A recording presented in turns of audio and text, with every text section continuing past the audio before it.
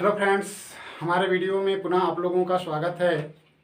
जैसा कि हमने पिछले वीडियो में आप लोगों को एक्टिव पैसिव के बारे में बताया था और मुख्य रूप से जो टेंस चला था वो प्रेजेंट इंडेफिनिट टेंस था। लेकिन हमने उस वीडियो में आपसे कहा था कि अगले वीडियो में मैं उसी टेंस से रिलेटेड कुछ बातें लेकर के आपके सामने पुनः आऊँगा। इसलिए मैं आज पुनः आपके सामने उसी टेंस पे चर्चा करने के लिए आया हूँ। देखिए, आज मैं उसी टेंस के बारे में कुछ खास चीज़ें आपको बतलाता हूँ। जैसा कि हम लोगों ने पढ़ा है दोस्तों, passive of present indefinite tense, present indefinite tense.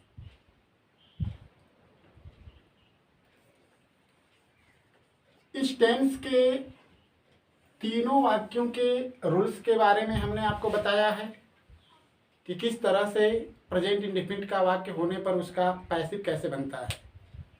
लेकिन उसमें कुछ ऐसी बातें हैं जो उस दिन मैंने आपको वीडियो में नहीं दिखा पाया था, उसी चीज़ को आज लेकर के पुनः मैं आप लोगों के सामने आया हूँ।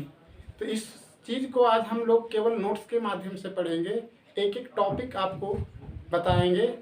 इसलिए मैं सबसे पहले आपको साधारण वाक्य यानी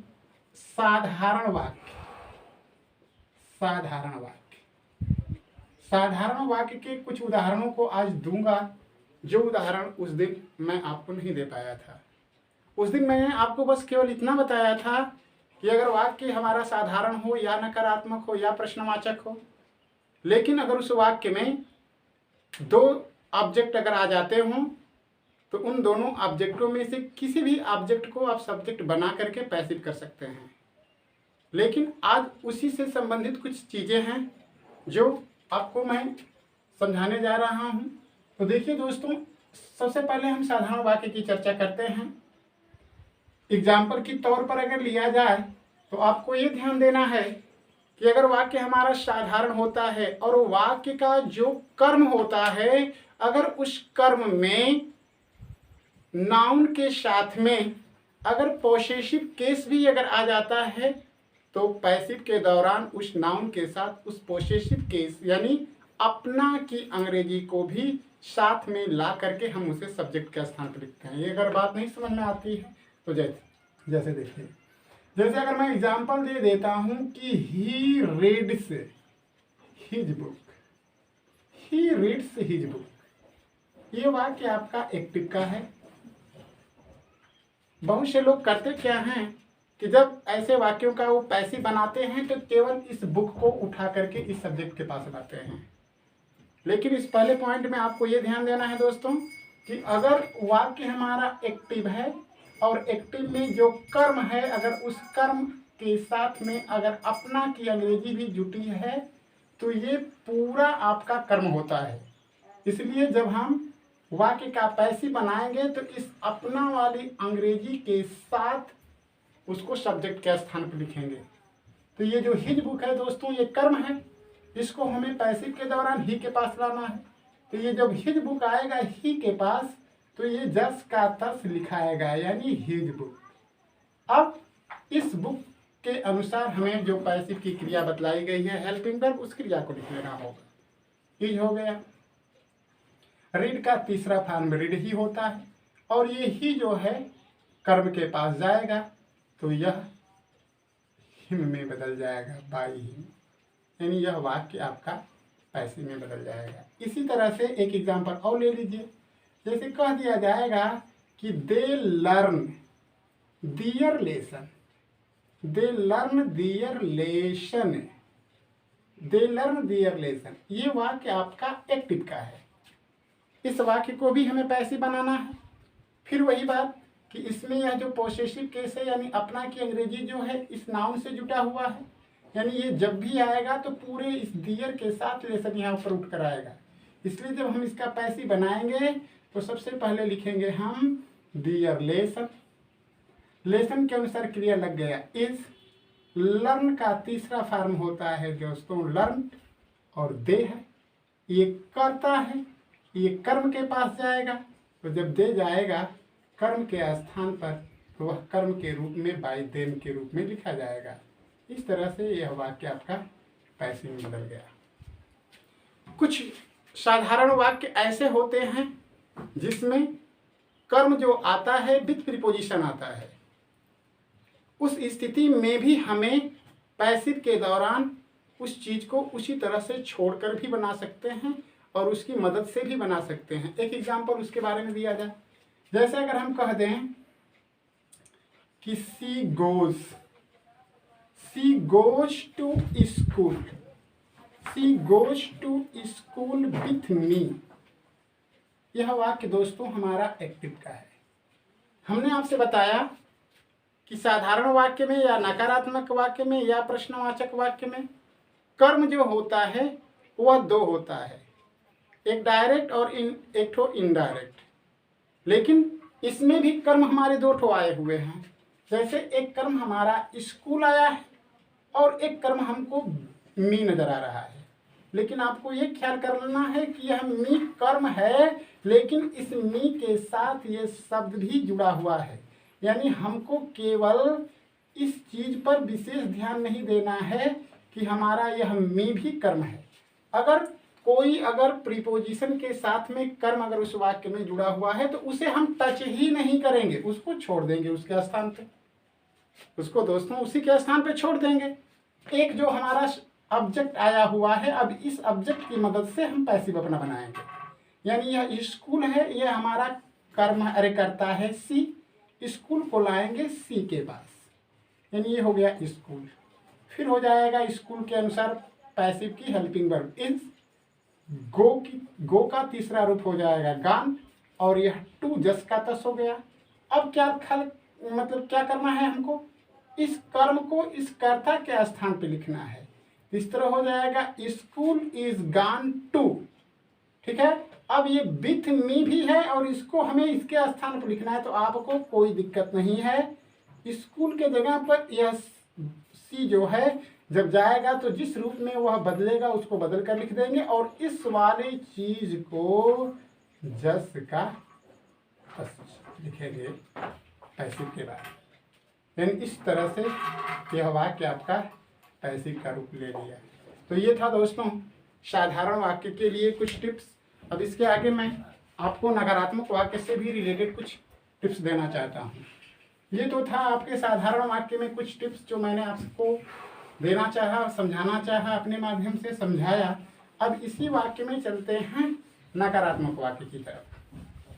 नकारात्मक वाक्य में होता क्या है दोस्तों, आपको बताया गया है कि जो प्रेजेंट इंडेफिनिट टेंस होता है उसका जब हम एक्टिव बनाते हैं, एक्टिव के दौरान आपको रूल्स बताया गया है कि सबसे पहले सब्जेक्ट लिखा जाता है, उसके बाद सहायक क्रिया के रूप में डू या डज लिखते हैं, उसके बाद नॉट लगाते हैं, उसके बाद वर्ब का फर्स्ट फॉर्म लिखते हैं, उसके बाद कर्म लिखते हैं। लेकिन इस नकारात्मक वाक्य में एक बात आपको ध्यान देनी है कि अगर वाक्य हमारा प्रेजेंट इंडेफिनिट टेंस का होता है और अगर वाक्य हमारा नकारात्मक होता है और उस वाक्य में न ही शब्द न आकर के यह शब्द अगर आया होता है, कभी नहीं, अगर नहीं रहेगा तब तो हम उस नहीं वाले वाक्य का पैसिव जो है डू नॉट या डज नॉट की सहायता से बना लेंगे। लेकिन जो वाक्य हमारा नकारात्मक होगा, अगर वह वाक्य जो होगा वह वाक्य अगर कभी नहीं वाक्य के अगर बीच में आया हो तो ऐसी स्थिति में अब हम डू डज का प्रयोग नहीं कर पाएंगे, क्योंकि इस कभी नहीं की एक्चुअल अंग्रेजी हमको पता है नेवर। इसलिए उसका रूल्स अब बन जाता है एक्टिव वॉइस बनाने का कि सब्जेक्ट लिखते हैं, सब्जेक्ट के बाद कभी नहीं की अंग्रेजी नेवर लिखते हैं। यानी कभी नहीं होने पर हमको ध्यान देना है दोस्तों कि इसमें डू नॉट या डज नॉट का प्रयोग एक्टिव के दौरान नहीं करना है, इनका प्रयोग नहीं करेंगे हम, क्योंकि इस कभी नहीं की एक्चुअल अंग्रेजी नेवर होती है। इसलिए एक्टिव वाक्य बनाने का रूल्स हो जाता है कि सबसे पहले सब्जेक्ट, उसके बाद कभी नहीं की अंग्रेजी नेवर, और नेवर के बाद वर्ब का फर्स्ट फॉर्म भी लिख सकते हैं या सब्जेक्ट के अनुसार फर्स्ट फॉर्म में यस या यस लगा भी सकते हैं, उसके बाद कर्म लिखते हैं। तो उससे रिलेटेड दो एग्जाम्पल देते हैं ताकि वो चीज़ भी आप गलती ना कर सकें। जैसे अगर कह दिया जाएगा पहला एग्जाम्पल कि राम नेवर हेल्प्स अस, यह वाक्य दोस्तों हमारा एक्टिव का है। इस वाक्य का हिंदी अर्थ होता है राम हमारी मदद कभी नहीं करता है। हमने आपको बताया कि नकारात्मक वाक्य जब होता है वाक्य में कभी नहीं आता है तो एक्टिव वाक्य बनाते समय डू नॉट डज नॉट नहीं लगाया जाता है बल्कि नेवर लिखा जाता है। और इस सब्जेक्ट के मुताबिक वर्ब की फर्स्ट फॉर्म भी लिखी जाती है या फर्स्ट फॉर्म में एस या एस जोड़कर भी लिखी जाती है। तो कब एस या एस जोड़ा जाता है कब नहीं जोड़ा जाता है ये आपको साधारण वाक्य में भली भांति पता है, क्योंकि अगर वाक्य हमारा ही सी एक वचन का होता है तब तो हमें वर्ब के पहले रूप में एस या एस जोड़ना होता है और अन्य दूसरे सब्जेक्ट होते हैं तो वर्ब का फर्स्ट फॉर्म लिखते हैं। तो ऐसी स्थिति में इस वाक्य में नेभर आ गया। ये आपका कर्म है, ये आपका सब्जेक्ट है, अस जो है पहुंचेगा राम के पास, रूप ले लिया बी का। अब हमें सीधे अब इसके अनुसार हेल्पिंग वर्ब लगा देनी है नेभर, अरे सॉरी आर। उसके बाद हमें इस नेभर को जस का तस लिखना है, यानी इसका अनुवाद हो गया पैसिव का वी आर नेभर। हेल्प का तीसरा फॉर्म हो जाएगा हेल्प और बाई हो जाएगा और राम हो जाएगा। इस तरह से यह वाक्य जो है पैसिव में बदल गया। इसी तरह से हो जाएगा जैसे they never do their work, they never do their work. अर्थ हुआ दोस्तों इसका दे मीन्स वे, नेभर माने कभी भी नहीं, डू माने करते हैं, दियर वर्क माने अपना कार्य, वे अपना कार्य कभी नहीं करते हैं। फिर वही बात, इस वाक्य में कर्म हमारा दियर वर्क, सब्जेक्ट हमारा दे, एक दियर वर्क आएगा सब्जेक्ट के पास, यानी ये हो जाएगा दोस्तों दियर वर्क। वर्क के मुताबिक क्रिया हो जाएगी वास, हेल्पिंग वर्ब पैसिव वाली। नेभर जस का तस रहेगा, डू का तीसरा फॉर्म डन हो जाएगा, बाई हो जाएगा और यह जो दे है वह किसका रूप ले लेगा दोस्तों, देम का। इस तरह से वाक्य जो है आपका पैसिव में बदल गया। तो इस चीज को आपको भूलना नहीं है कि वाक्य में जब भी हमारा नेभर आता है एक्टिव के दौरान पैसिव में भी वो शब्द दिखाई देता है, उस नेभर के साथ हम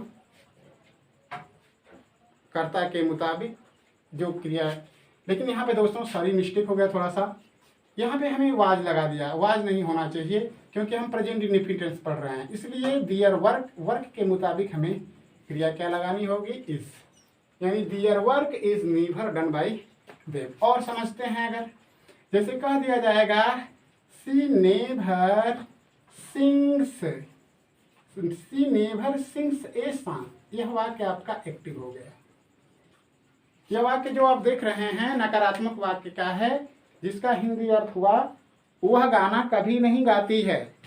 जब इस वाक्य का हम पैसिव करेंगे फिर उसी तरीके से आप देख रहे हैं कि यहाँ पर ए सॉन्ग जो है वह कर्म है, सी जो है सब्जेक्ट है, ए सॉन्ग को हम आगे लिखेंगे। ये हो गया ए सॉन्ग, सॉन्ग के अनुसार पैसिव की क्रिया इज हो गई, नेभर रहबे करेगा जैसा कि आपको बताया गया है। और ये जो वर्ब हमारी सिंग है इसका थर्ड फॉर्म जो होगा वो संग हो जाएगा, फिर उसके बाद बाई और यह जो सी है वह हर में बदल जाएगा।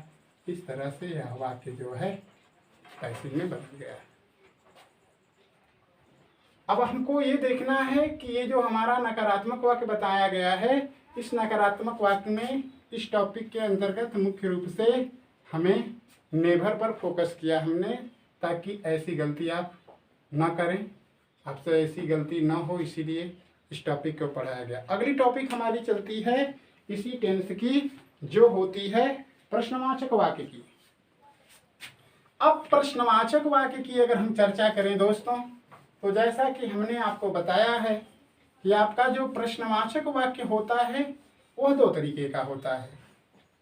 जैसा कि हमने अगले वीडियो में आपको बताया है कि प्रश्नवाचक वाक्य जो होते हैं वो दो प्रकार के होते हैं। एक प्रश्नवाचक वाक्य जो होता है उसकी शुरुआत क्या से होती है, और जब वाक्य की शुरुआत अगर क्या से होती है तो उसका पैसिव बनाते समय आपको बताया गया है कि उस टेंस की सहायक क्रिया को पहले लिख देते हैं। लेकिन जब वाक्य हमारा प्रश्नसूचक शब्द से शुरू होता है तो वैसे वाक्यों का पैसिव जो है हम किस तरीके से बनाते हैं, इस वाक्य का प्रश्नवाचक शब्दों से जो प्रश्नसूचक शब्द जो होते हैं उन शब्दों से अगर वाक्य की शुरुआत होती है तो उस चीज़ को हम कैसे बनाते हैं, इस चीज़ को हम आपको अपने अगले वीडियो में लेकर के पुनः आएंगे। तब तक के लिए धन्यवाद।